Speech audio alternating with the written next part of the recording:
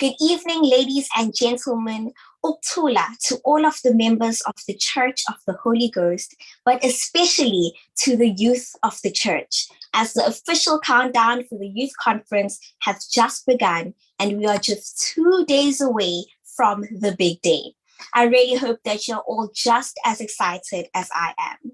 But for tonight, we are going to be discussing all things studying abroad and how you too can become a member of the squad that gets all the special attention during family gatherings because they're finally back to the motherland.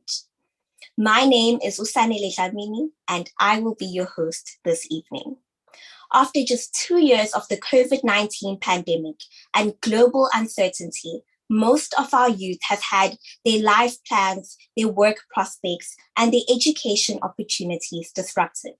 The need for support from industry experts has never been more critical than now, as they can provide guidance on how to navigate these waters and how to navigate this economic climate. The Church of the Holy Ghost, along with Ignite Classes, that was founded in November 2019 under the Church's Youth Development Program, provides both spiritual guidance as well as practical life skills for our youth. These sessions are designed to help participants make informed decisions about their future. And with the admission pressures in our local institutions rising, there is no better chance and no better time to consider studying abroad than now. This then means that this masterclass is happening at the right time. And working out which country to study in and which education program to use and to study then becomes even more difficult, and going through the never-ending documents as well as the lengthy application process can become quite daunting. And that is why creating a checklist that covers all the vital areas becomes important. The aim for tonight's masterclass is to unpack how to choose the most suitable country to study in, finding the right school, as well as how to secure funding when you are going to study abroad. And so, as the Ignite team, we present to you the ultimate checklist for studying abroad.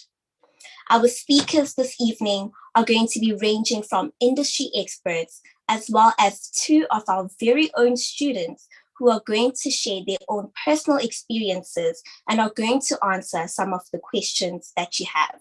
Our two students this evening are going to be Usikhumbuzo Kunene no Entlem Tembu. The questions that you might be asking yourself are, why should one even consider studying abroad? What are the pros and cons to studying abroad? And what are some of the factors to look into when choosing a relocation country, and many more? We also ask that if you have any questions during the course of the evening, that you just jot these down and you keep them close to you, because we are going to have a question and answer session later on in the evening where you get to ask our speakers these questions and they will provide you with the information. Our guest speaker this evening is Matthew Loden. So Matthew Loden is the head student advisor at International Education Link, which is a business that facilitates services to students from the SADC region who wish for a variety of reasons to study abroad. He currently holds a Bachelor of Science honors degree in Geography and Environmental Management with focus and background in climate change and human geography. He holds the degree from the University of the Witwatersrand. He has extensive knowledge on the lifestyle and ways of working abroad, as well as being involved in many projects academically and work-wise to ensure that the university is vetted and considered holistically for the extensive portfolio. He has been working with Edulink for a little under a year and has helped countless prospective students to follow their dreams of studying abroad. His job is to look at each student's specific criteria and to suggest appropriate accredited universities within the Edulink portfolio, and to ensure that this daunting process becomes just a little easier for you. Matthew has an excellent track record with parents, sponsors, and students, and is looking forward to discussing all the opportunities and successes which exist for our students abroad. Just a few housekeeping rules before we begin. Please may all microphones and cameras be switched off for the duration of the session. If you have a question, please kindly raise your hand and you can then unmute yourself and you can ask the question. Or if you are too shy to do so, you may simply type your question in the chat box and we will ensure that it gets answered. Over to you, Matthew. Thank you, Sanela. That was a great introduction. So hello, everyone. I'm Matthew. I would first like to start by greeting Archbishop of the Church of the Holy Ghost, the reverends, and all protocol observed. So Sanela put it perfectly. You know, the climate we're just coming out right now is a real troublesome one, a real trying one for lots of families. And choosing your destination to study abroad can be one of the more difficult and more daunting tasks that families and students face. This is why Edulink has been around and has had such success in the past. We, as Sanela mentioned, like to put the students first. We try and tailor-make our university selections based on a set of criteria that I'll go through later, and to find a university within our very highly curated portfolio, which will match the criteria and which would be perfect for you. Ultimately, the choice is up to you guys. We just want to make sure that the entire process, the entire experience, up from your application all the way to your graduation is as smooth as possible, and to show you that studying abroad is really a sensible option given the climate and everything going on. So I'm just going to share my screen quickly. Just give me 2 seconds.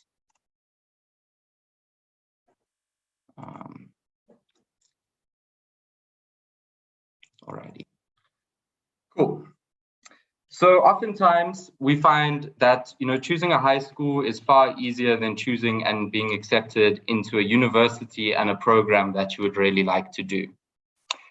Parents often, you know, you guys probably know, spend years planning, saving, and researching, you know, the best option for your child's primary school and secondary school. You guys are often prepared to, you know, put a lot of time and effort and pay handsomely for this. But sadly, when it comes to making tertiary education choices, in spite of the years of studying which a student may have invested, families, students, and in general, most of us have become conditioned to the fact that securing a place at a tertiary institution locally isn't easy at all. And this in spite of the fact that you know, students may achieve excellent grades during their high school years. And besides this, university choice and especially acceptance level can be very, very limited locally. This often does not cater for students to be able to select the best university or even the best choice, which suits their individual requirements. And moreover, oftentimes we find that students have, you know, resigned themselves to the fact that in many instances, they have to study a program which is not even their second, third, not even fourth choice. And this often means that students graduate with a degree that doesn't really fit their ideal career choice. Choosing the right career, one which is suited to the student, and ensuring that one studies the right course to ensure that they meet their goals at the right institution is vital for any prospective student who is preparing for a career. Where tertiary education is concerned, we at Edulink believe that it is necessary that students are able to be selective and choose the best possible study route to suit them. And all of this, as I mentioned before, is the whole reason we exist. Our job is to kind of facilitate this and make sure that it is the easiest route possible for any family. Slide. Okay. So a little bit about Edulink. We're a student recruitment company based in Johannesburg. We have been operating for over a decade now. And as mentioned before, we've curated a little portfolio of universities from all around the world, which we are comfortable are, you know, internationally accredited and have the quality of education that far surpasses anything that can be found locally or in Africa. So we've realized this dilemma of choice and entry requirements, and over the years, as I mentioned, forged these partnerships with universities, colleges, medical schools, business schools, hotel schools, as many schools as you can mention all over the world. And thus we are actually able to assist our prospective students to gain access to these tertiary studies. More importantly, we're able to help students choose the best university to suit their program choice, academic ability, the lifestyle requirements, and most importantly, the budget. As we are not mainly promoting one university, but we are rather promoting opportunities all around the world. The universities that we offer range from affordable to the best and most highly ranked universities in the world, and this includes our portfolio of medical schools, as I mentioned as well. Our motto at Edulink is that the student always comes first. This is our policy because you are paying for our service and therefore we put you in the driving seat. Just like when you shop for any other valuable commodity, you search the market thoroughly, you do your research and everything before committing to any sort of decision. And therefore, when investing in your future, your child's future, we cannot accept anything less than the best. So when a student applies through Edulink, you basically have the whole world to choose from. And you offered professional advice via student counselors like myself. We are well trained and understand which study routes best suits any prospective student. The application process is user-friendly, and in most cases, other than with the UK, which is very hands-on, Edulink handles everything from the acceptance letter to the visa. We kind of help you facilitate with everything going forward. And oftentimes our turnaround rate is a few weeks. Usually we wait 2 or 3 weeks to hear back, and oftentimes positively from the universities. We've also realized that most learners are very techno-savvy, especially going through COVID, having to adapt to that. So we discourage learners from trying to identify a suitable university via a website and applying directly, as this can get very, very misleading. The environment and student culture is one thing that we would really, really like to help you guys in terms of your consideration for a suitable university. And this is, again, where a local recruitment company with years of experience gathered from many years of working in this field are equipped to advise wisely about which study destination, which institution choice, which course would be the best for each individual student case. In many cases, we have visited these universities ourselves, and we have enrolled countless other local students there who are happy and who are assured that it is adequate student pastoral care available to them, as well as away from home support that we can provide as well. We have trained consultants throughout South Africa and throughout the SADC region, and the head office will be able to put students and families in touch with local consultants if you guys do have family in other SADC countries that are interested in this opportunity. So here's just a quick map just to show you guys the length and breadth of our coverage. As I mentioned, we have universities, oftentimes multiple universities in countries all over the world. So the choice is really yours. And again, study choices can range from, I'll get to it, but anything from nursing all the way up to computer science. Each of these universities are highly accredited for all of the courses that they offer. So the question we're all here is, why should you consider studying overseas? I've spoken a lot about Edulink as a company, but now I would like to speak a little bit more about the experience. So it's not that you really need an excuse to fly off to a far-off country to gain a world-class education and to see the world, basically. But the experience of living internationally also goes down really well with employers. This shows that you have experience dealing with people from different cultures, working in different ways, as well as a high level of adaptability. Adaptability is a trait that many employers look at in potential employees. Definitely now during the time of COVID and all of the changes that have come along with it, being an adaptable employee is a huge, huge plus for all employers. And if you can explore a new country and learn a new language at the same time as picking up skills to gain a decent job once you graduate, then it's all good going and it will look great on your CV. Moreover, living in a foreign country is completely different to any holidays you may have taken. This is a long-term commitment where you'll get to experience the country that you choose, picking up local knowledge such as where to buy the best coffee, what the tourist traps are, as well as how to get the most out of this new and exciting city that you'll find yourself in. Moreover, the universities we work with are all international universities. This means you'll get to meet a diverse range of people, not only from Africa and SADC, but from all over the world, which is not only going to help you improve your people skills, but also give you more in-depth knowledge of others, and particularly those from different cultures.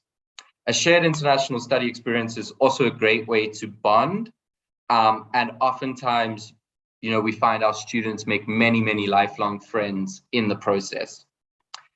Another point is that, South Africa is a very unique country in terms of how, things are taught, how students learn and everything like that. So the ability to study and learn differently means that you'll experience a whole new way of teaching. And this can be daunting for many of our students, but it'll also open your mind up to new ways of learning, new ways of thinking. And of course, no matter where you study, the goal is to always get the highest possible quality education. Becoming an international student can, greatly broaden not only your study options, but your life options, your studying further options. After all, why would you want to be limiting by only choosing from a handful of local universities when the best choice most of the time is to go and study at, a well-ranked university overseas? Then importantly, one of the main reasons people choose to study abroad is to gain life experience. You'll learn how to organize your life, condense it literally into one suitcase, handle unforeseen situations, and basically become independent and self-sufficient. Because living and studying abroad really does require you to become independent. You don't have the safety of your own home comforts. You don't know the language. So it really is a growing and building experience that many of our students come back completely changed people. This is not something that we ever think of as a terrifying thing, as a challenge, but more, of a barrier to break through, of a way for you to grow spiritually, emotionally, and academically. You'll also learn self-reliance. Self-reliance is going to be a big thing. And when or if you move back, you'll find that you'll likely rely on others less. You'll take more responsibility simply because you've had to fend for yourself, buy your own meals, wash your own clothes. But at the end of the day, it's all worth it. Another point is that student funding has become more common for international students. While it's still very limited, studying abroad oftentimes doesn't mean you have to go penniless. More and more institutions and government bodies are offering dedicated scholarships, learnerships, specifically for international students. And this is something we've worked really hard with our universities that we partner with to be able to negotiate some quite competitive scholarships that you won't find anywhere else through our partnerships as well. And then most importantly, you'll increase your job prospects, not only locally, but if you choose to stay abroad, then of course internationally as well. So in a globalized and well-connected world, employers increasingly value graduates with international experience, not only in education, but with interaction with different cultures and everything like that. So studying abroad helps you to learn a new language. It helps you to appreciate other cultures, helps you to overcome the challenges of living alone and living in another country. And it gives you a greater understanding of the world. All of these are things that modern businesses look for when they are hiring new graduates. And these traits will only become more important in the future as we move towards a more industrialized, data-driven world. So I just want to obviously note that along with all the positives of studying abroad, there are cons that we do need to go over. The first one is obviously it's expensive.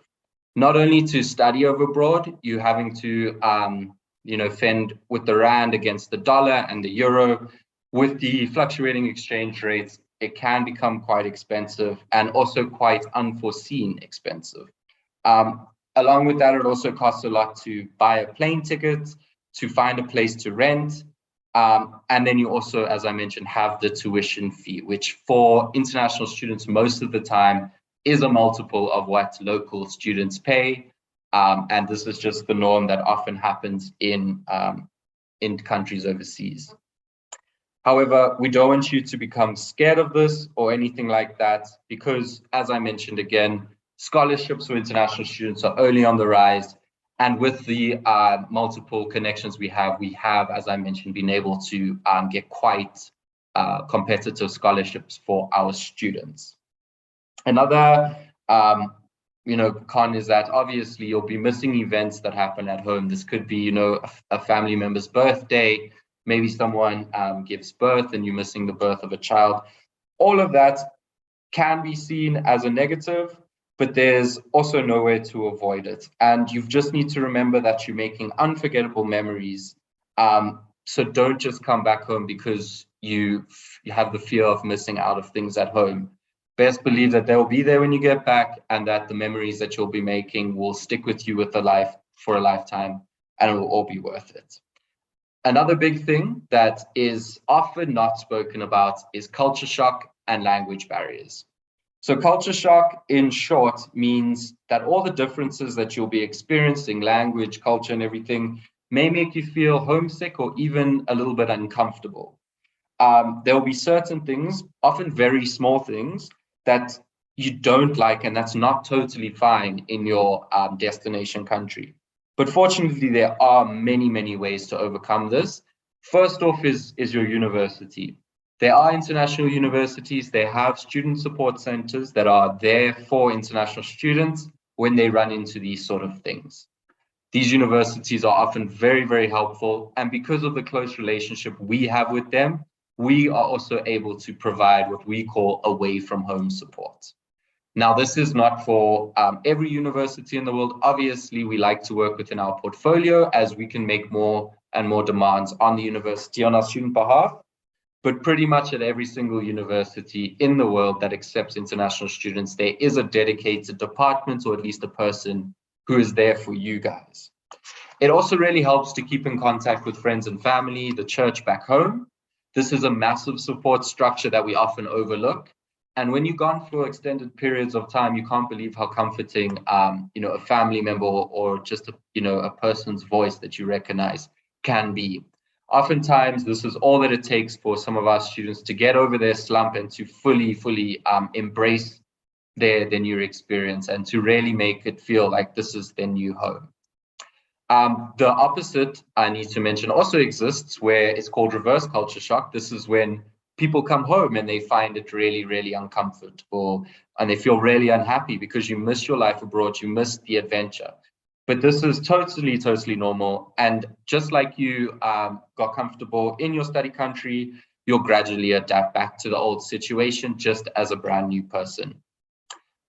Closely related to culture shock is probably the most obvious con of studying abroad, and that is language barriers. Okay, not speaking the language of a country, or traveling without being able to speak to even just people at the supermarket can be very frustrating, especially as you're trying to find your way, walking around, trying to talk to people. It can be very, very frustrating. This may be a certain cultural barrier you have to break through, but again, you're not alone in the experience. Just be aware that we send lots and lots of students, often along in the same plane as you, so you go down with the cohort.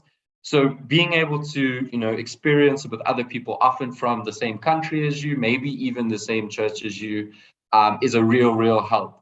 And you guys can learn a new language together, as well as take often free courses that universities have to offer, language courses that are there for international students, which you will do obviously in your free time, which can help you also to get over that language barrier. But with prior knowledge, you'll be able to prepare for this. Oftentimes, an app like a Duolingo or even a Google Translate is good enough to get you to the point where you won't really have that much of a language barrier, and where you can kind of be prepared for buzzwords and keywords. And finally, we have preparation stress. Now, this is kind of what we are focused on. The preparation stress that comes along with studying overseas can be the scariest part of the journey. Not getting on the plane, not arriving alone, not knowing anyone, but rather preparing for the journey itself. Now, it always becomes a hassle at some point, but we have extensive, years and years of experience doing this. We have all the ways of knowing how to tick all the boxes and to make sure everything goes as smoothly as possible. And we can obviously get you in contact with travel agents, with accommodation people in the country that you're going to be studying in, to make sure that you have all the information at hand, and all you need to do is step on the plane and then introduce yourself when you get to the university. So everything about that, you don't have to worry. Just sit back and relax, and we'll handle everything for you guys. Okay, so I didn't want to be a downer. Of course, there are cons to studying abroad. It's very important that everyone knows that there are barriers no matter where you're going to study tertiary. But the exciting things come in from the pros. The pros of studying abroad, I could really sit here for an hour and a half and just discussing it with you guys. But there are really, really some important points that we believe really make the experience of studying abroad unlike anything else locally. So the first is obviously something we've spoken about before, getting out of your actual comfort zone. So if there's one thing you need to do when studying abroad, it's to get out of your comfort zone, basically. For students that we work with, just traveling across the ocean by themselves is a challenge on its own. But then the adventure still needs to start. Suddenly you're doing everything on your own, although you still have our support and the university support. It does feel daunting. And you often come into the most unexpected situations, things you can never have planned for. By getting pulled out of your comfort zone, while it sounds daunting, you'll actually learn a lot about yourself and a lot about what you want to do with your life, not only academically, not only professionally, but personally as well. Another big thing is learning how to live independently. This is something we've brought up before, and it's a real point of positivity that comes along with studying abroad. While there's a lot of preparation that goes into it, you will learn yourself how to open a bank account, what a rental agreement looks like, how to cook, and basically how to do a lot of adulting stuff that you may have not necessarily have found yourself in if you had chosen not to study further or if you chose to study locally. This will make you much more independent and, importantly, confident. We consider this a massive pro for our students. So if you do decide to study abroad, you're going to come back way more independent, way more self-sufficient, and way more mature as well. I mention it again, but making new friends is really, a pinnacle of the experience. It's an obvious advantage of studying abroad. Since you're probably going to be departing with other students, you'll have to learn how to speak to them, how to maybe interact with them. You don't need to be best friends, but at least you have someone who you can talk to as well. And believe me, you'll be making friends very, very fast. There's lots of opportunities for international students to meet other international students abroad. The university often arranges meetings for international students, as well as with the embassy itself. The embassy can also get you in contact with either South African expats or someone else in the country who's had a similar experience to you, which will be able to assist you in settling in. And at the end of your period of studying, you'll leave with a bunch of international friends and an extremely broad network for the future, personal or professional. Another important thing is starting your life off on a blank page. So moving abroad gives you the opportunities to start over and develop your own routines and habits. Suddenly you are the one deciding what you do with your days. And this gives you, a special feeling of freedom. You make new friends, you try new hobbies. Basically, studying abroad is the perfect time to try something you've always wanted to do, but never found the time or you never did at home. And again, importantly, employers really, really like the fact that students study internationally. This shows that you are an ambitious person, that you're putting your study abroad on your resume because you know that employers will love it. This experience not only shows that you are a mature person, self-sufficient and adaptable person, but it shows that you have the guts. You have the guts to know about cultural differences, accept cultural differences, and that you are an open and ultimately a social person. These employers who our students have gone on to work with love that our students are not afraid to take initiative and step outside of the comfort zone. So oftentimes putting this fact on your resume is a huge advantage compared to others who have may studied the exact same degree back home. Okay, so there are factors when you need to consider when choosing a relocation country, because deciding where you want to study, what you want to study, and how you afford it, the options can seem endless. So to help you out, there are certain factors that you can consider, which will take you one step closer to achieving your dream of studying abroad. The first is location, location, location, location. So if you're stuck on where to study, or if you're on the fence, you can narrow down your search by asking yourself questions like, what course do you want to study? Do you want to study somewhere picturesque? Do you want to study in a city like New York or London? Do you even have a dream educational institution that you want to study at? What sort of climate do you prefer living in? These are all questions and factors that we as Edulink take into consideration when, suggesting ideal locations for our students. At the end of the day, there are really thousands of highly reputed academic institutions throughout our destination countries. But for a more balanced approach, it's important to also consider your personal preferences when choosing a study location, all the way down to the weather.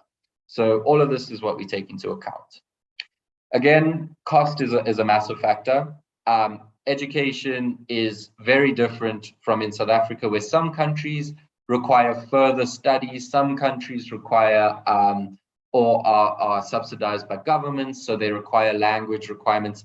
Everything costs money at the end of the day. And so it is a very, very important factor when deciding not only where you want to study, but where you want to live ultimately. So certain factors can determine the cost of living in different countries. This, as I mentioned, includes living in the city versus in a less urban area, an on-campus versus off-campus accommodation, different living expenses, transportation, everything like that needs to be considered. And this is something we help you consider. We will give you basically a rundown of what it would cost compared to other countries. And we can basically help you set a budget for your study abroad journey, and we can decide whether or not that budget is realistic or not. But remember, you don't need to choose between affordable living and a great education. We do offer many budget-friendly cities and institutions that we would like for you to consider. Obviously, if you feel discouraged by the costs, in the UK or America, there are many ways to make the most out of what can be or what can feel like a very limited budget. Whether you apply for international student scholarships, choose to work part-time, apply for student grants, you can definitely, with the help of Edulink, obviously find a balance between your career goals and then the financial well-being of your family as well. To reiterate, it's important to remember that tuition is not the only cost that you'll shell out. You'll need money for living costs, accommodation, travel, visas, food, textbooks, and more. So we really would like to just emphasize that is a big factor when making your decision.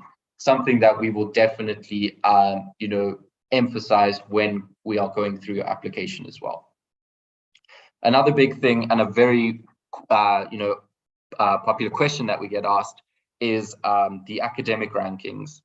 So people are often unsure if the academic institution is the best fit simply because it's not in the top 100 universities in the world or something like that. But at the end of the day, you'll be spending most of your time at your university or your college or your med school. So it's important for you to find the best options suited to you.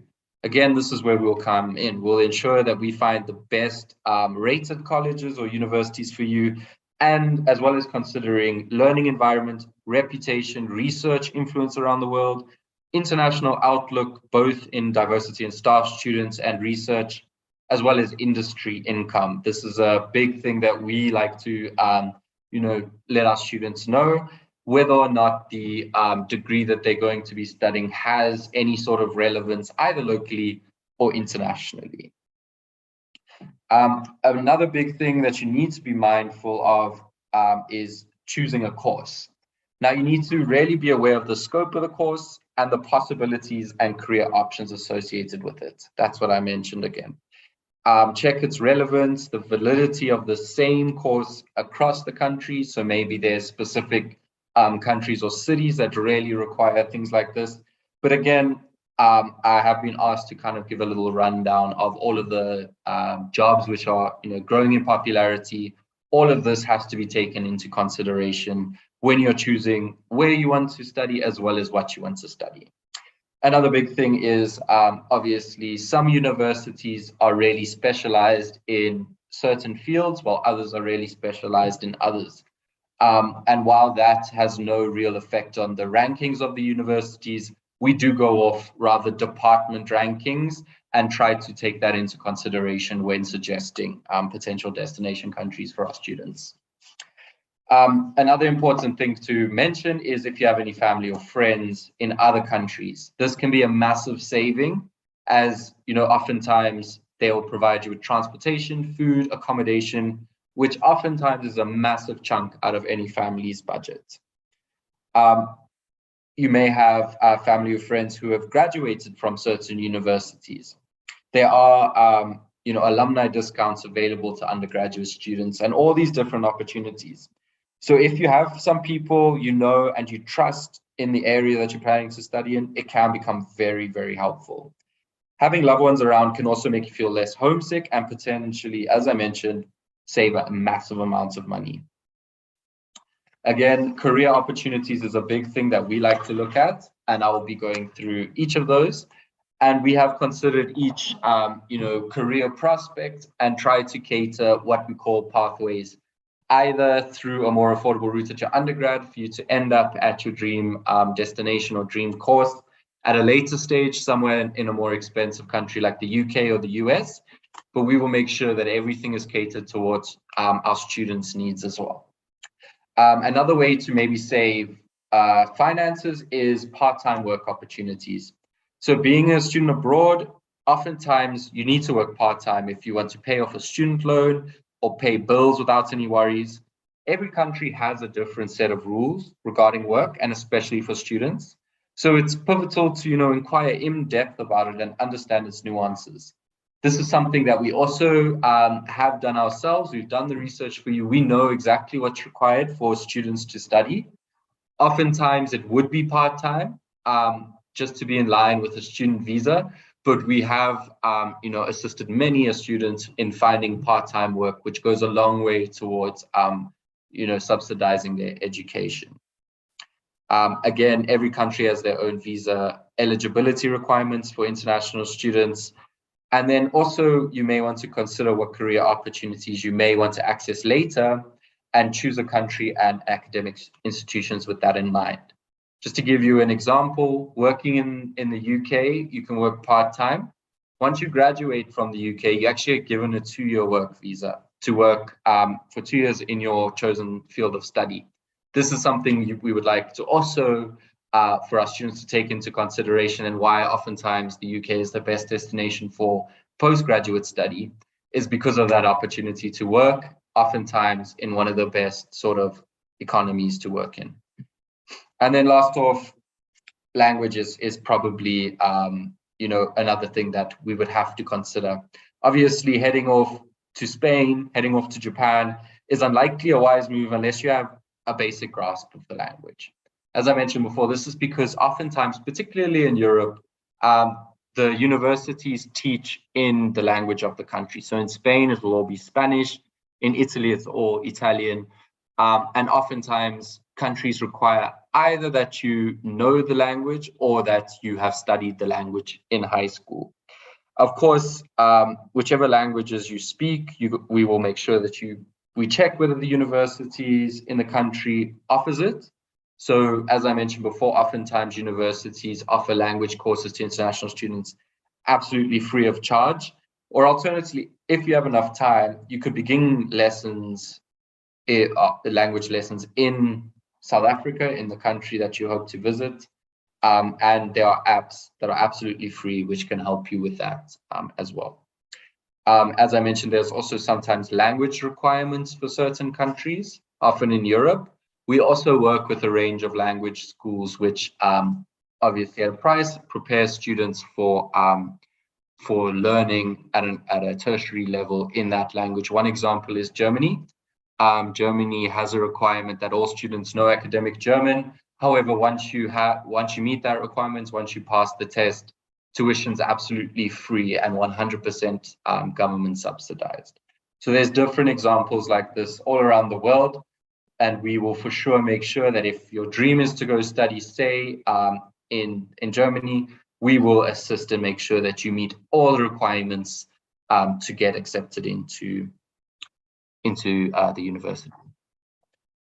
Cool. And then finding the right program is another big thing that students often struggle with. First of all, you need to decide what country you want to study in. This step may feel like the hardest, but again, we will help to narrow things down to specific country, maybe multiple countries. We'll help to definitely narrow it down. We often draw upon language, or we draw upon, as I mentioned, the university specialities, but that often helps us kind of narrow down which countries to look at, and then in turn that narrows down which programs to look at as well. Excuse me. There's also plenty of programs in countries in Europe which don't have a language requirement. Often due to the way the program is run, they will have international courses.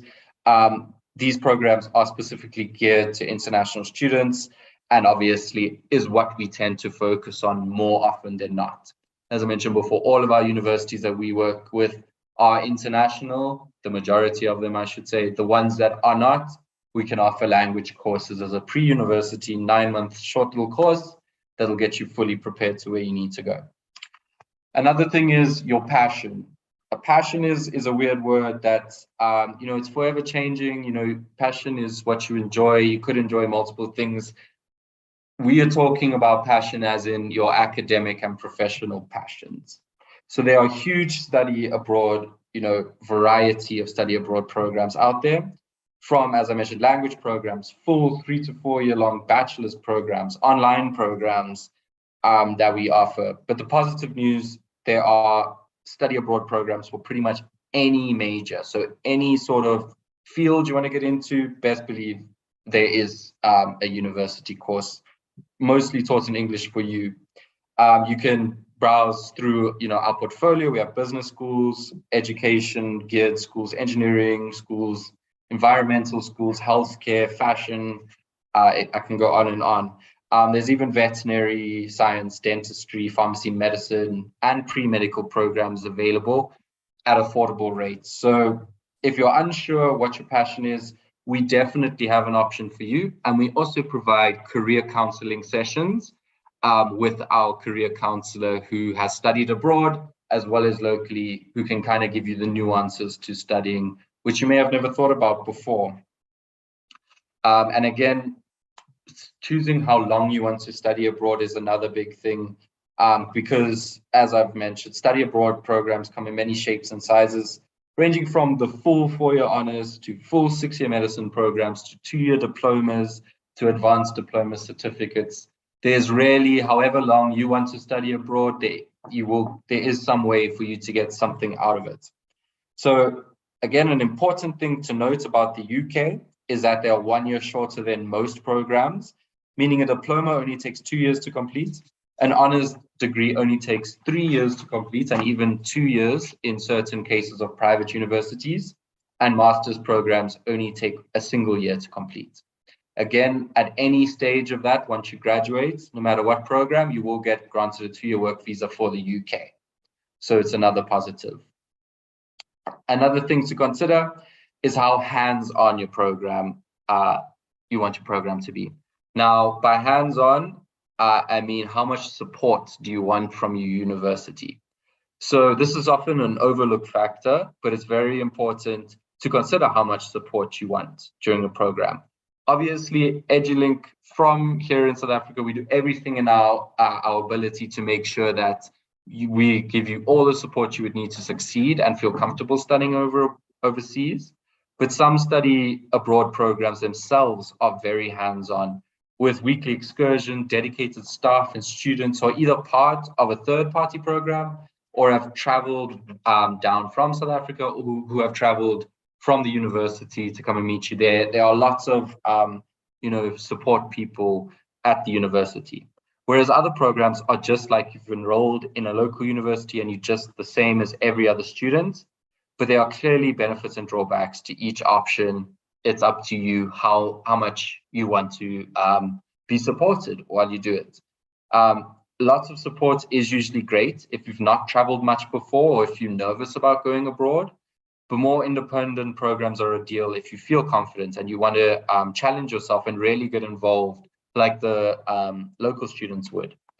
Edulink, again, does provide support wherever we can, but this would differ depending on the university and the course that you've chosen. And then another important thing to consider when choosing a study program, specifically if you're studying locally already, if you've already enrolled in a program, is if you can transfer credits, if what you've done locally is recognized by the university that you will be attending. This is something we obviously check up with you, but it most often can be found out by approaching your student center in your own university and asking about the exchange of credits and the transfers and everything like this. This also can apply to students who want to start a very affordable program online, which we offer as well. And you want to then transition to on-campus learning, maybe when you feel more confident, maybe when you've come up with the cash, you can always switch to an on-campus program anywhere in the world. And we will ensure that all the credits are particularly transferable. You can also Google scholarships and everything like that to figure out if there are any financial aid packages. Usually through the university website is the best place to find this. Most universities do offer, financial aid packages, scholarships based on sports or academics, usually through their website. However, this is a third-party application, meaning you would have to do it yourself. However, most financial aid can only take effect once you have an acceptance letter. We will obviously ensure that that acceptance letter comes through as quickly as possible. And if it's a university that we work with within our portfolio, we will obviously mention your name and put you forward for the scholarship.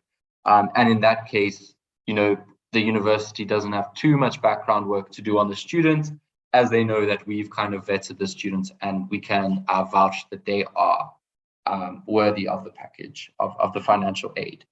You can also Google scholarships by demographics and qualities.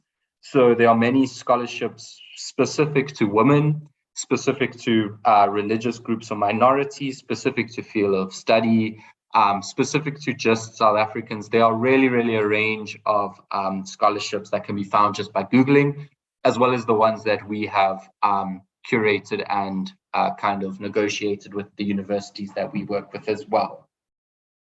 And as a bonus, I've mentioned it already, but we also offer really affordable online programs. These are fully accredited diplomas and undergrad, postgrad, doctorate degrees that are run through our partner as well online. While this may not be the traditional idea of what you think of when you think of studying abroad, there are also many benefits to an online program that may make it a compelling option for some people. These programs tend to be more flexible, more accessible, and as I mentioned, much less expensive than in-person courses, which are essentially exactly the same. Okay, so again, just a brief rundown. The process of studying abroad is basically defined by three stages. First of all, defining your goals or passions, figuring out what you want to do with your life, what you want to do professionally, if you want to go further academically, everything like that. Second is to figure out your finances. This is important not only for you, but for us as well. We really like to make sure that the universities we suggest are realistic, that they meet all the criteria that you guys are kind of looking for. So it's important to figure out exactly how much money you have to put aside for studying abroad. I know this can be maybe a little bit confusing, especially if you are relying on a scholarship to kind of put your way through university. But then it is kind of important that you realize that that is a very risky option, as scholarships, while they are available, are very competitive and oftentimes are done on a case-by-case basis, meaning that your marks are very, very important. And then finally, you have to obviously choose your destination of where you want to study. And I hope kind of what I've given you has maybe got your mind thinking about potential places. But obviously, again, we also have our preferred routes that we would obviously mention to you guys that we would like you to consider as well, as these are usually the most popular and the most successful routes that we have. So firstly, you become aware of what you're looking for. You need to figure out what you truly want from this experience, and follow your intuition. Usually that is the best guidance to kind of know yourself. And then secondly, we would urge you to book a counseling session with myself, the academic advisor, and I will be more than happy to go through each stage of the process extremely in detail to make sure we miss nothing, to make sure that, as I say, we put you first and make sure you are in the driving seat and that you get into the university and course of your dreams. So again, this is just a little bit more about Edulink and the services we offer. Again, it may seem very complicated and you may not know where to start. This is something that we've been doing for a very, very long time. We will be able to give you clarity, guidance, and insights. And oftentimes we can answer questions that you may not even know you needed answers for. Browsing through websites for universities can be very deceiving. A lot of money goes into making the website as deceiving as possible. This is obviously a ploy by the universities to either attract certain students or detract certain students. And it's something that they make very clear. This is something that we are able to wade through basically all of the litter that is littered around and make sure we get down to the nitty-gritty and make sure that you have all the information on hand that you would need to make an informed decision. So this is why International Edulink is here. And this is why we're so thankful that you guys have invited us to this webinar. So we can help you from the time that you filled out your application with us all the way till you graduate and even beyond. So relax. That's my final slide. Cool. So thank you, everyone. I don't know how to stop sharing. Oh, there we go. Cool. So I think now, obviously, we have more speakers, but if anyone has any questions, if you guys require any further information, the floor will be open for all of that. It's not only myself, we have my CEO and director, Christine, here as well. She's the one who's really been the heartbeat of this operation, and the success that we have seen is in no doubt up to her efforts. So she would be happy to answer any questions that may I not be able to answer. We also have Tina, who is head of student support. She really works with students and families a lot in terms of in country and away from home support as well. So she is probably the person who you'll have the most contact with if you do choose to go along with this, as well as myself. But yeah, I'm glad we could be here, and I'm glad we could get our little message through. Thank you so much, Matthew, for such an informative session. I know that we all learned so much today, and I'm sure all the students that are considering going abroad were so grateful and so thankful for the session because they now know where to start. It's not so overwhelming anymore. So we are now going to head into our question and answer session, where our industry experts, such as Matthew and his team, will be answering some questions, as well as two students from the church who will be helping answer questions and sharing their personal experiences. I'm now going to hand over to Uendle Kumbuzo to just share their personal experience before we head into the question and answer session.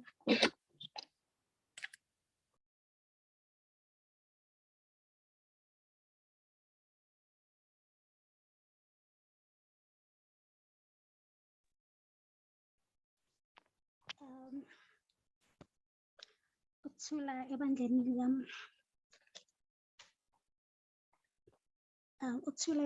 likaMqalisi, ngithanda ukuthatha leli thuba ngithulise umholi uMalusi, abagcotshiwe, abakhulu nabancane ngokuthula.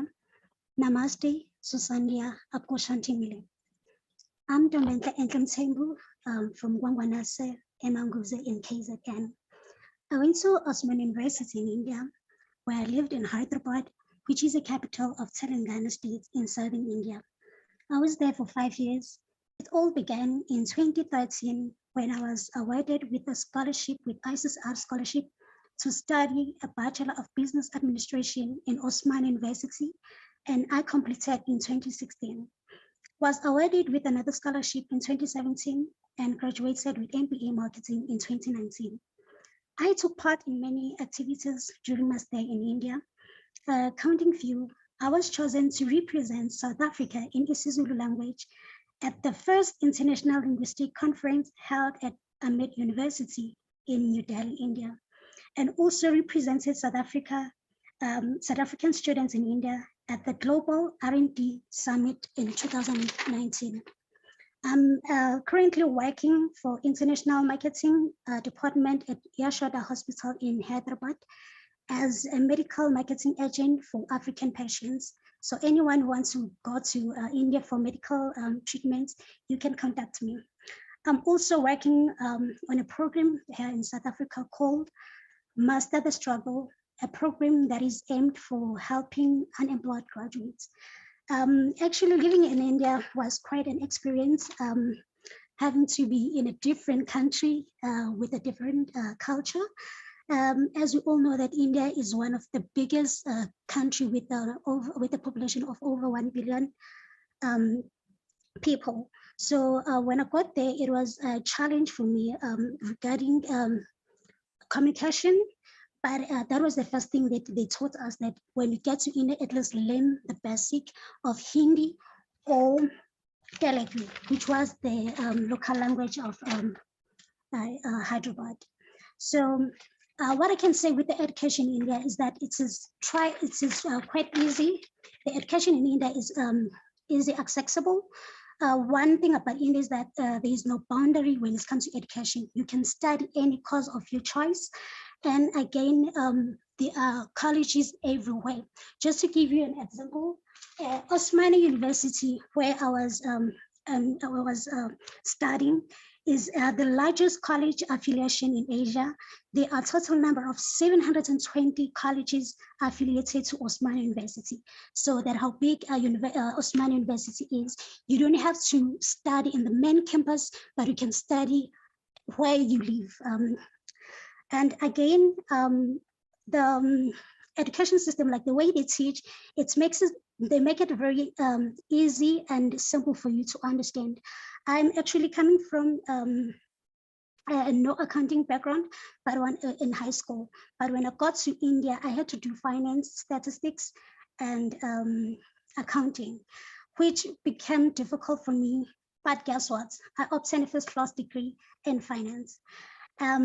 What else I can say is that the quality education in India is actually good.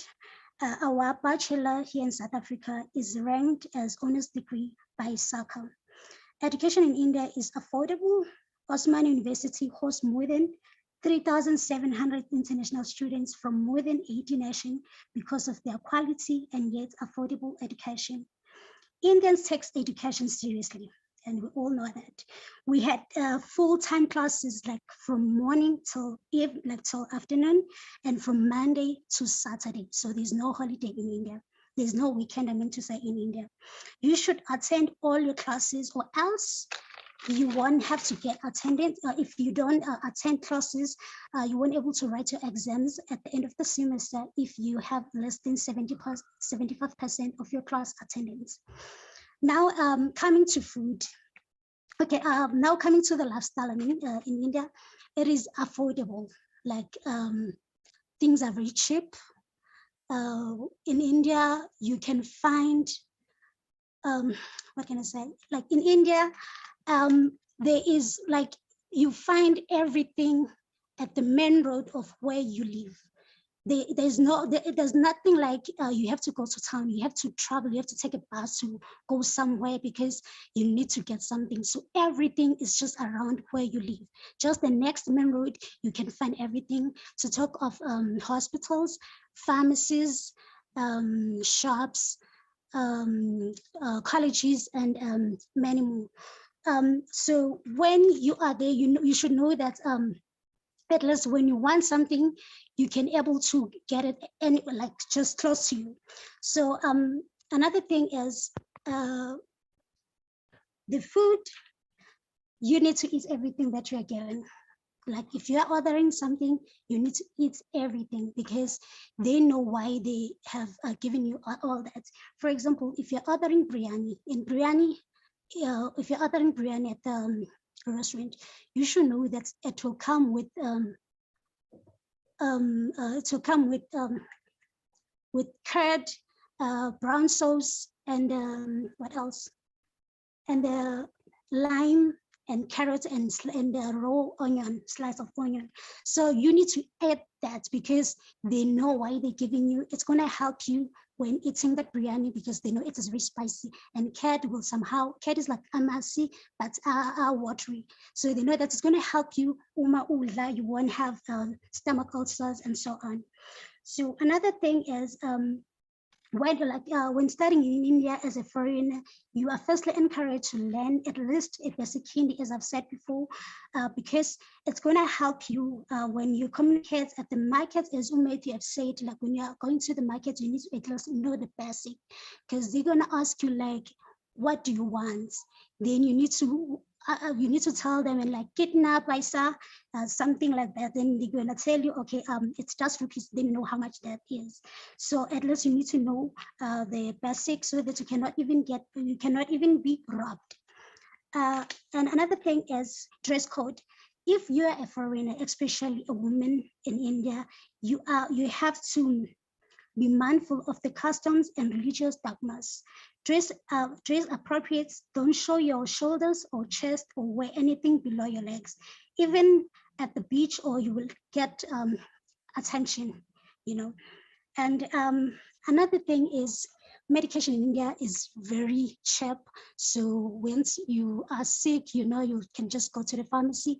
If you don't have anything, you can at least get one paracetamol. They can just cut one paracetamol and give you 4 egg rupee.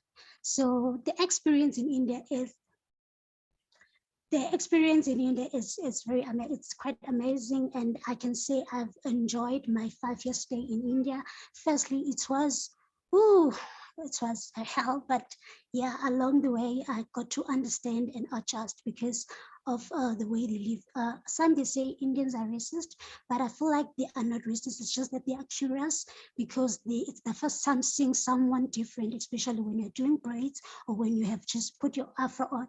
They will want to come and touch your hair because they are curious. They want to know what is that. What I can say about other things I did not like about India is that they still believe in caste. So what a caste is that they are first class, second class, and third class. So when you are a lower class caste, are those people that building houses and collecting trash. Those people, they are not even allowed to get education. So that thing is it's very crazy, like how someone they need to have the right, like kids need to have the right to education. But if you are in a lower caste, you are not allowed to get education. So you remain like that because you're gonna get married to someone who's also doing the same job as your parents or the same job that you're doing. Another thing I did not like, but I later liked, was when I got to my MBA class, they had to divide us. So we're not with Indians, and we asked like, why are they dividing us? They said, no, because you are foreigners, so you cannot be with Indians. We will teach you in different way. And we're like, okay, it's fine, because we know that some lectures will just come in class and speak in Telugu, so it's going to make you uncomfortable and you will end up coming out without knowledge. So it was, we later understand why they're doing that, but I was in a different class. I was with foreigners, and I was the only South African, and I was the youngest in my class, and I was the only Christian to say, because many of my classmates, they were from Arab, Middle East, and some from Asia. So those are the things. But India is quite an interesting country.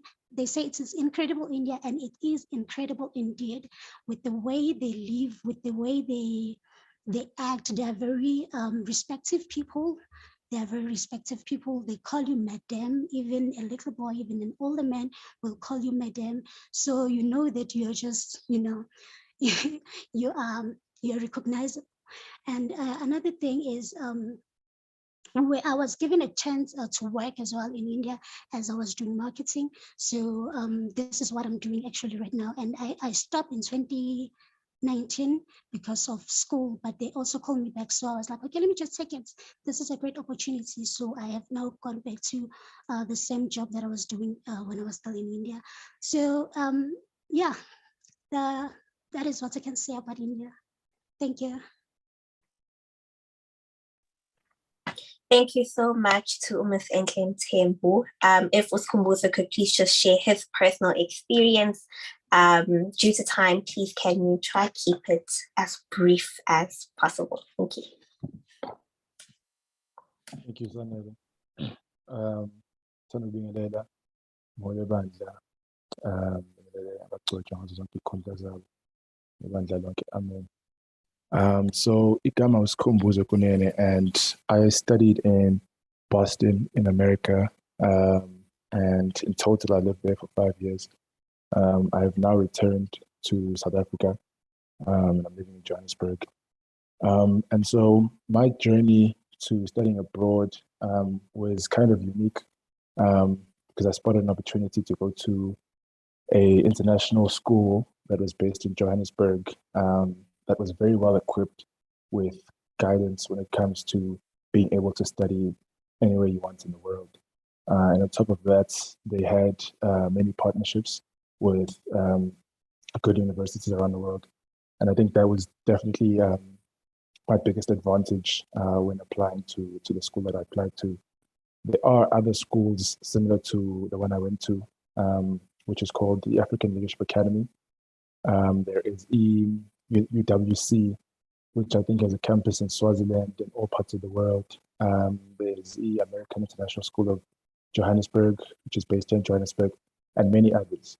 And I think, in my opinion, if you're able to get into a school like that while you're in high school, that increases your chances of being able to study abroad. But also, that's not the only way, as we've seen with the international education that is just presented to us right now, that there are many programs like that which will also equip you with the tools that you need to be able to study abroad, because it can be a daunting experience. For example, in the US, the universities will ask you to write essays. They very much focus on who you are and your personality, as opposed to just who you are on paper. And so I think that if you're someone who's not used to writing essays and things like that, it might be a bit overwhelming to try and write an essay, like a 1,000-word essay, or write 5 of those. So definitely try to get the best help that you can get. So in the States, I studied finance. The school that I went to was primarily a business school.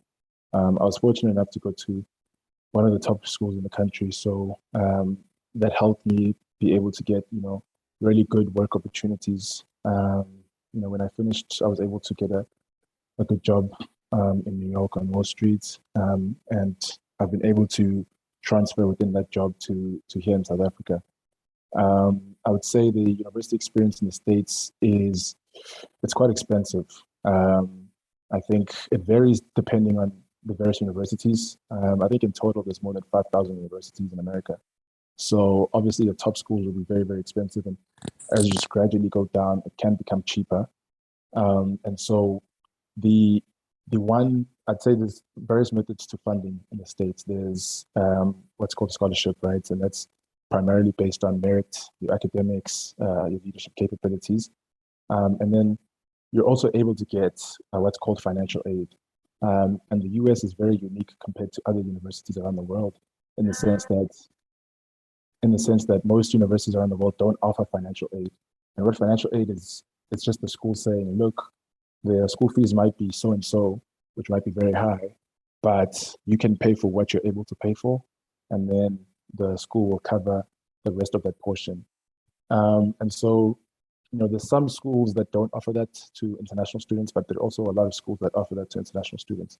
So there are options, even though it's very expensive. Lifestyle in the US, I think, as we know, with the rand and dollar exchange rates, is quite expensive compared to, somebody who's earning in South African rands. And so you have to just keep that in mind when you're going there.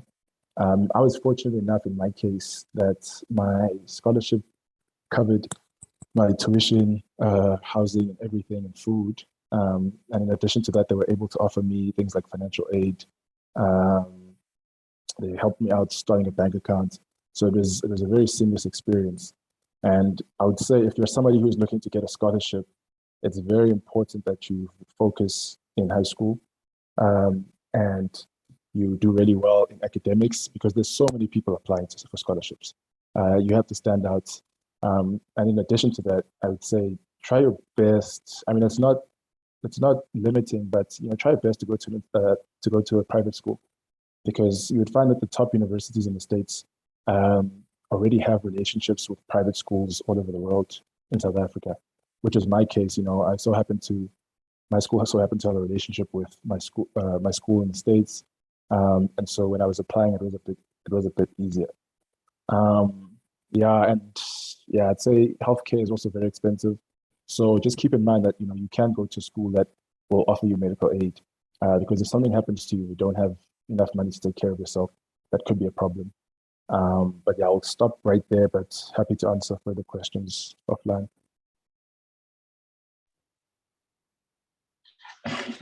Thank you so much, Khumbuzo, for sharing your experience with us. We do have a whole bunch of questions that are flooding in. I think I'm going to start with this one. Someone asked, "Hi, Matthew. Not sure if this topic was already covered, but is there a healthcare plan available whilst studying abroad? Not sure if my medical aid would be able to cover me abroad." Yeah, so that's actually a very good question. It's another thing that often gets overlooked, and I think Khumbuzo mentioned it perfectly. There are universities, oftentimes more of a requirement than something that they offer, but they require that you at least have some sort of medical aid.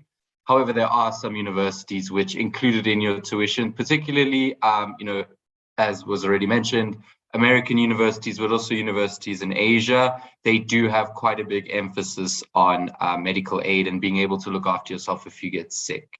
But it does, differ from university to university and country to country as well.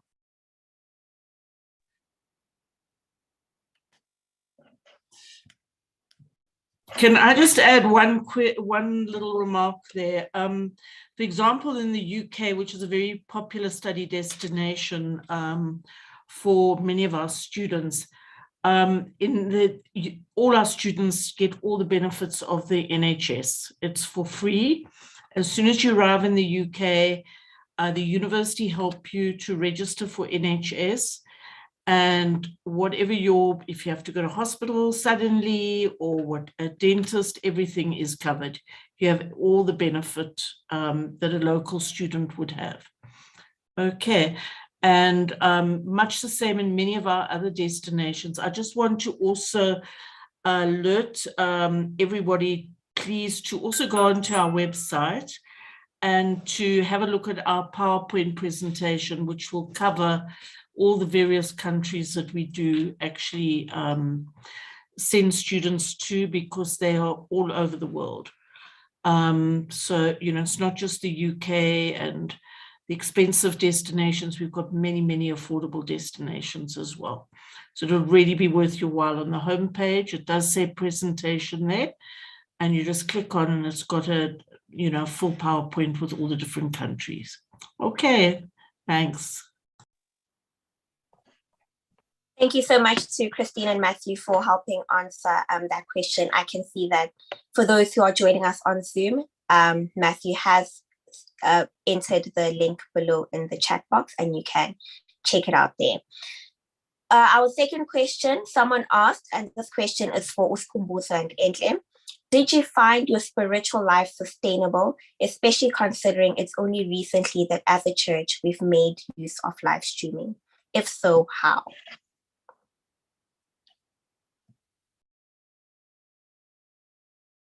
I can start. I would say because you were so far away from the church, and I think our church is unique in the sense that there's many unique things about our church compared to other churches, and so I think in my case it was difficult to go to other churches when I arrived there because I didn't quite relate to sort of their practices and how things were done, and I'll admit that I just didn't go to church for a while. And I think fortunately in 2019 or so, we started having these live stream sessions. But I think my advice would be that you need to sort of take your spiritual journey. I think you need to make it something that you do personally and take ownership of it. And so I think things that I would sort of practice was make sure I try and pray as much as possible. Every day, if I can't, with work or school, at least in the morning when I wake up. And so that was one thing that kept me grounded. But there's also additional things you can do. For example, I'm someone who meditates, and that started when I was there. And that definitely was able to help me with clarity and, thinking things through and being able to move through this foreign environment and stay grounded. But yeah, I mean, I think everyone who goes abroad now is in a good position because we have an online platform, so you can still tune in to services and still be engaged, even though you're not here physically.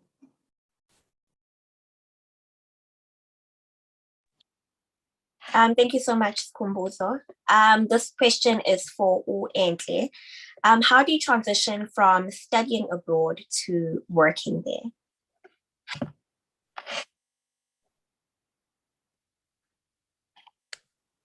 Okay, can you repeat the question? No problem. Question is, managed to transition from studying abroad to, was there a big jump? There was not, because I was actually in my master's class. There was a program whereby there was a project work whereby we were told to look for any any workplace where we can volunteer or do any community service. So I was now referred, or it was like a friend referral who referred me to Yashada Hospital. So I communicated with them, and then they accepted me. They welcomed me friendly, and from 2017, I've been working with them till today. So the transition wasn't bad, and we still communicate very well.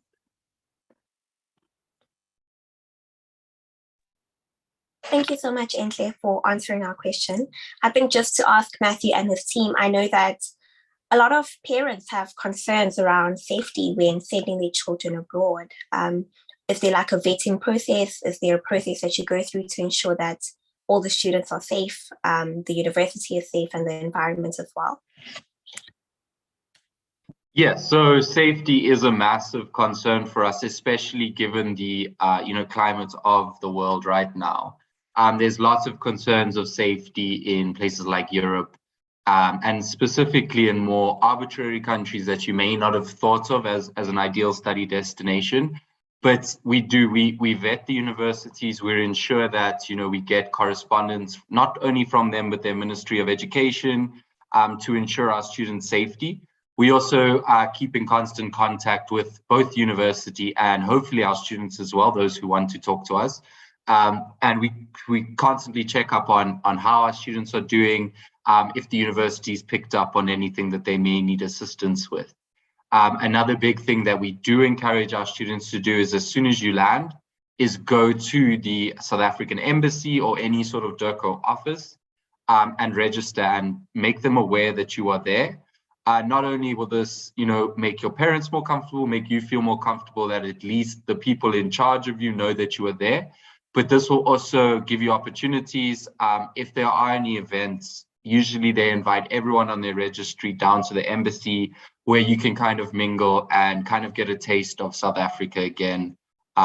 with other students as well. So safety is a big priority of ours. And as you say, we do a thorough vetting of all the universities. Thank you so much. I know that a lot of parents are going to feel a lot more at ease after hearing that, because safety really is a big issue, especially to us as South Africans. I can see that Sengiwe has asked a question in the chat box, and she asked, or she said rather, she's in grade 9, she's studying marine biology, and which universities would be best for her in terms of pursuing marine biology? Cool. Yeah. So grade 9, obviously, to start thinking about what you want to study, that's great. Obviously, it's always best to figure out what you want to study. As I mentioned in my presentation, it is one of the hardest steps to figure out actually what you want to do. So marine biology, obviously, as it suggests, the best place would be a coastal area, somewhere very close to the sea. In particular, what I would suggest is looking in either the Mediterranean or in countries in the West Indies or somewhere like that, where their marine biology and ocean conservation and everything is really on the top of their agenda. While there are opportunities for marine biology, in countries that don't even have an ocean, I do think that the practical experience of actually being there would definitely lend itself towards the experience and the quality of education. But again, the best university would probably be one of our partners in the Mediterranean, either in Cyprus, in Italy, in Greece, somewhere around there, where they're really big into ocean stuff and marine biology.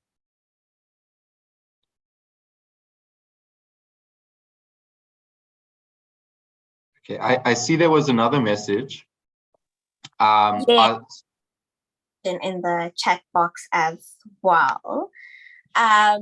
Someone asked, what are the best universities to apply when wanting to apply in the UK? She's currently in grade 12 and she is in the process of applying to university. So which university would be the best one? Yeah, so law, again, it's a good thing that you've kind of chosen the UK to study law. It is quite imperative that any law students, any prospective law students understand that being able to practice in South Africa, you do require a law degree that kind of matches our own.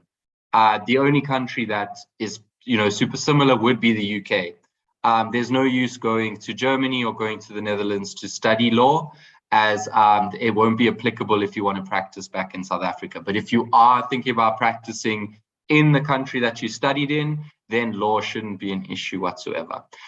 In terms of the best universities, I mean, all of them are really great. The UK for law, again, probably one of the best places to study law, with the most applicability as well.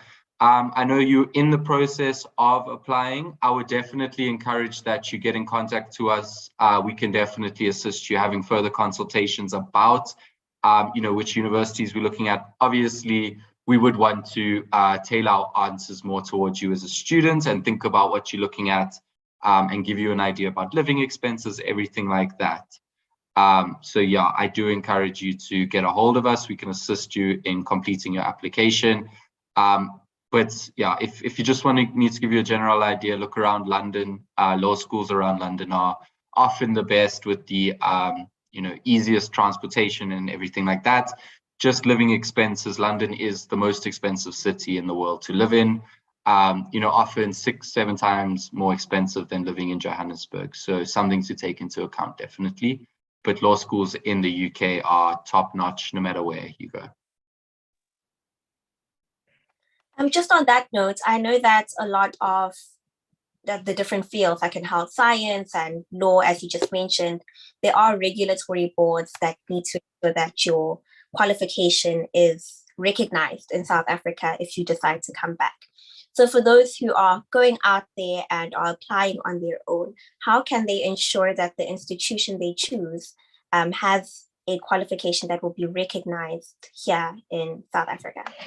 Yeah, so again, I would encourage that you come and speak to us, because we've done all that research beforehand, and we do have quite an extensive selection of universities that we can ensure the accreditations match internationally and locally. For example, our medical schools are all accredited by South African medical boards, the World Health Organization, and everything like that. But there are certain, things that you have to do. So to practice at a public university, public hospital here in South Africa, no matter where you studied medicine, they do require that you do 1 year practical at a public university, a government university here in South Africa. That doesn't matter if you get your university degree from Harvard Medical School, if you got it from any other medical school in the world, that is a requirement. But in terms of, your engineering, your health sciences, computer sciences, all the universities that we work with and within our portfolio, and any universities that we will suggest to you outside of our portfolio, we will ensure that they meet any sort of regulations, accreditations that would be required for you to come and work and for your degree to actually be valuable here in South Africa as well. Thank you so much, Matthew. The next question is for Uskhumbuzo and Enhle. What is the biggest expense that you had to incur when you were moving abroad?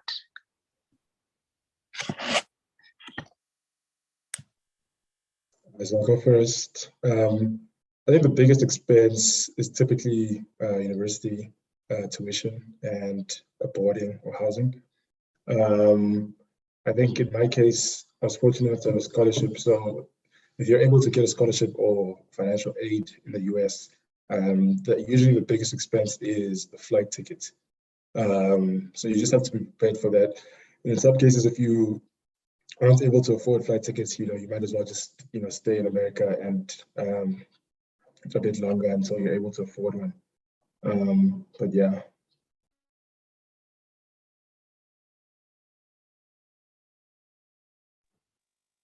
Thank you so much, Kumbuzo, for helping answer that question. I think I'm going to shoot the next one to Enhle. Now that you've experienced all the ups and downs firsthand, would you personally recommend someone else studying abroad?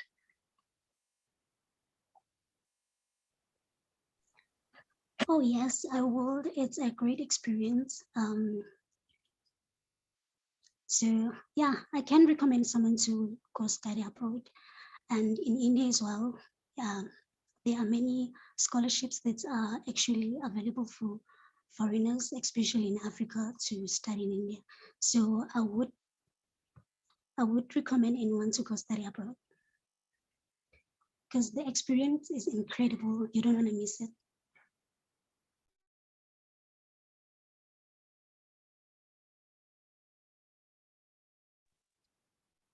Thank you so much, Enhle, for helping us answer that question.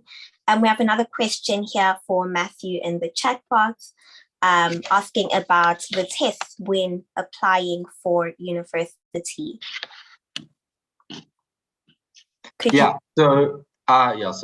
Of course. So obviously, places like America require specific tests like your SATs and your ACTs, everything like that.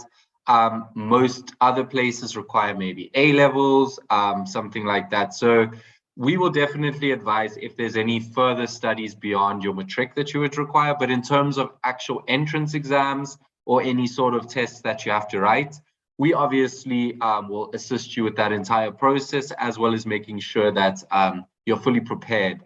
Most entrance exams would cover, say, mathematics if you want to do engineering, or biology if you want to do medicine, and then English. English is a massive part of all the universities that offer programs to international students, obviously because the language of instruction is English, and you kind of need to prove your proficiency. Say you don't get too much of a good mark in matric, maybe you get like a 50% for English or something. There is also a program, or a test, I should say, offered through the British Council. It's called an IELTS test. That's pretty much the global English proficiency test that you take. And that's often also a requirement for entry or admission into a university. We will obviously help set that up. We'll make sure that everything is in order and that you have all the material that you would require to succeed in the test itself. Thank you so much, Matthew, for helping with that question. I know that a lot of students are super anxious when it comes to the test, especially when they're wanting to go abroad. I think due to time, maybe could our students and Matthew just give last remarks and any little bit of advice before I hand over to Rev Kubai. Yeah, of course. So from our side, again, we just feel completely blessed that we had the opportunity to speak to you guys. I honestly think with the questions you're asking and everything, I do see some interest. So the last thing I just want to say is we do really, really encourage you guys to, rather than trying to do this on your own, come to us. We can, offer definite discounts on terms of the fees that we offer. And we can definitely make it as seamless as possible, answer any questions that you guys, may have or anything like that. And just on a side note, if you guys do want any more information or anything like that, we'll be happy to maybe have a chat with any of you offline as well. I feel like I do need to mention that Her Excellency Thembi Tambo will also be joining us. So for a lot of people who need scholarships or anything, she's working very closely with the Minister of Education to see if there's anything in the pipelines regarding that. But she's a very good channel. Also, she studied overseas. All of her kids went overseas, and herself being such a high figure within South Africa, she can definitely give more information regarding all of that, or calm any nerves, or answer any questions or anything like that. One thing we just want to alert everybody to, on the PowerPoint presentation, the website address was incorrectly noted there. So if everybody will just take note, if you do want to go onto our website, it's www.int-edulink.co.za. And you'll find a wealth of information there. And then just pop us a little note. You can inquire through the website, and Tina, who heads up our support, will get back to you and explain to you how to start the whole process. Thanks very much, everybody, for attending.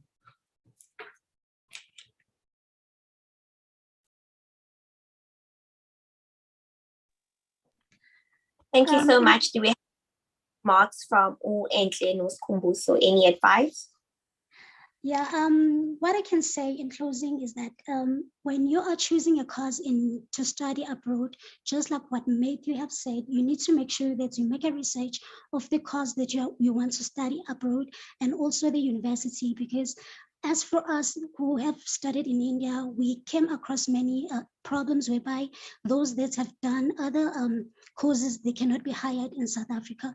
So it has become like a lot of problems right now. So what I can say is that make sure that you research and choose the right course that you know that when you come back, you can also fit and work here perfectly.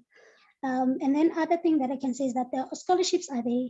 You can go to embassies, especially the Embassy of India.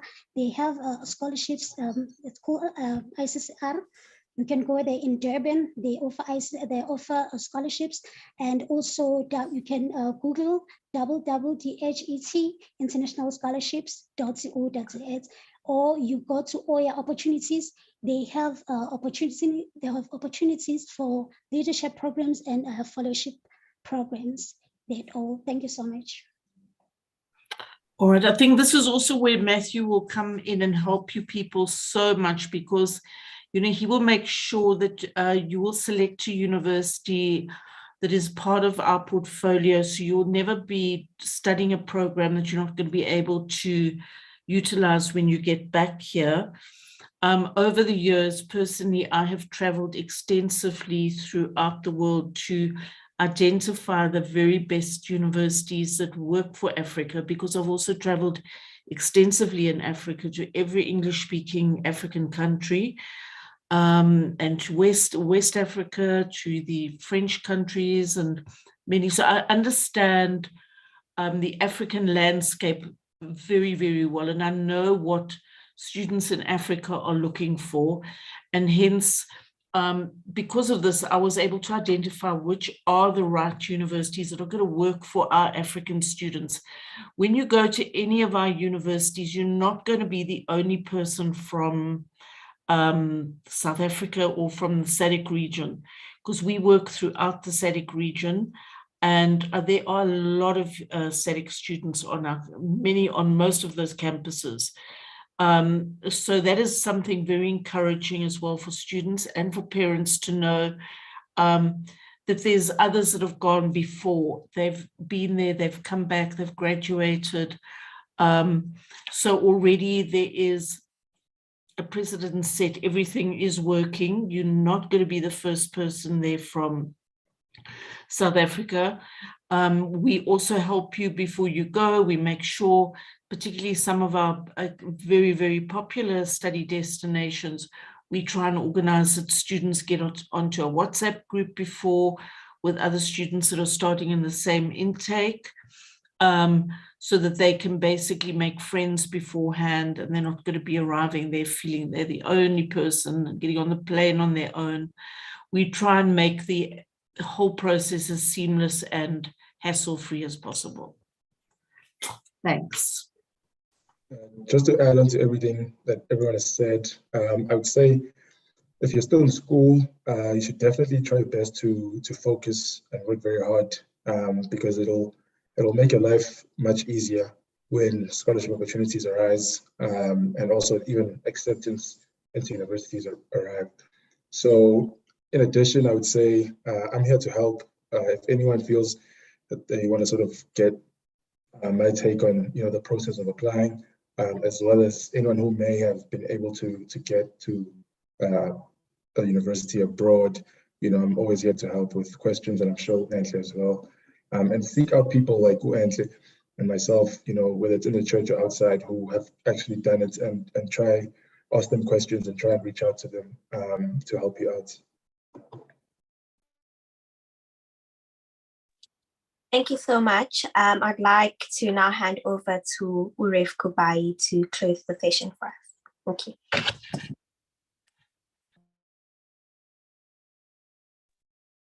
Thanks, Antle. I hope I'm coming through audibly.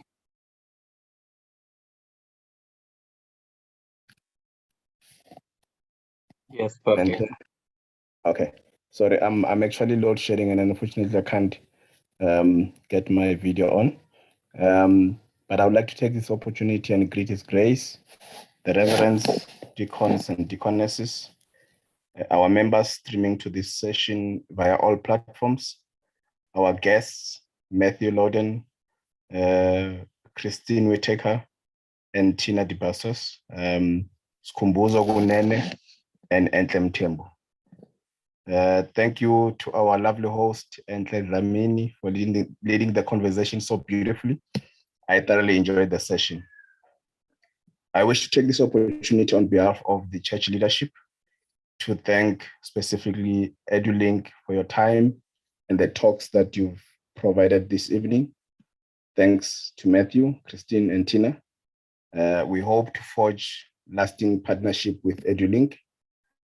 As you would have seen from the questions, we have a growing interest and population of our young people that are studying or are rather willing to study and wishing to study abroad and working abroad. And so our objectives right now is to provide informative and practical knowledge about studying abroad and to address any fears or concerns about studying abroad. And I think you've really done justice to this talk this evening. So thank you so much. Our aim is, of course, to prepare our youth to become global citizens so that they understand that they are part of a broader world, wider community who have an opportunity to make positive contribution to that community. And I think that you are helping us to really plant that seed. Thank you so much to Edulink. And thanks to our Ignite Masterclass organizers for reaching out to Edulink. As we have so many young people who would obviously like to study abroad, and some of them, as it was mentioned by, through the talk, that, some achieve great grades, but, end up studying something not aligned to their goals because there was no guidance on the opportunities available out there. So thank you so much for organizing this. I hope that to those that have an interest have really benefited from this. I saw that there is a request from Tina to supply email addresses so that they can get in touch for further assistance on the whole process. May I suggest to the organizers that we coordinate this so that we can collate all the email addresses and send them to Edulink and to Tina, so that whatever correspondence and support may be easier. And to our igniters this evening, I hope that you really found the content tonight helpful to help you inspire and to guide you in your goals and in your aspirations.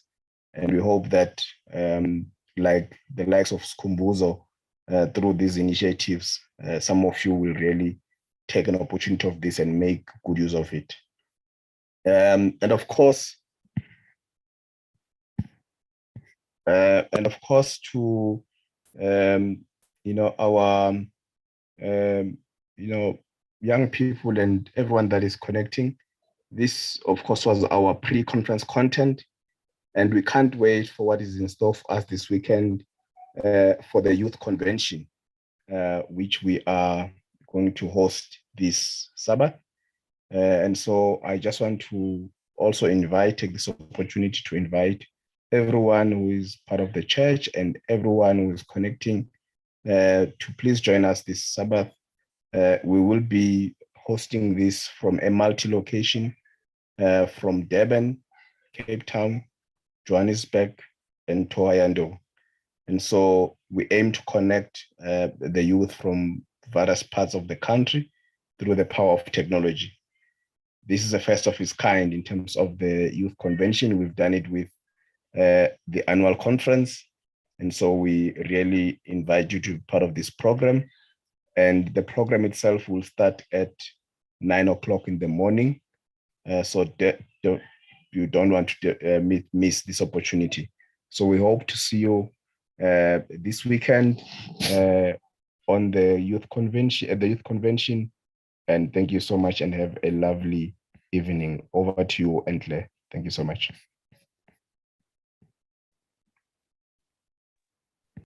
Thank you so much to every single person who has joined us this evening, and I hope that all those who came here with questions finally got the answers that they were looking for. And as Ojo has said, we encourage all of you to look more into these opportunities, do more research, as well as to connect with the necessary people. From myself, I'd like to say have a good night further, and we hope to see you all at the youth conference this Sabbath. Thank you.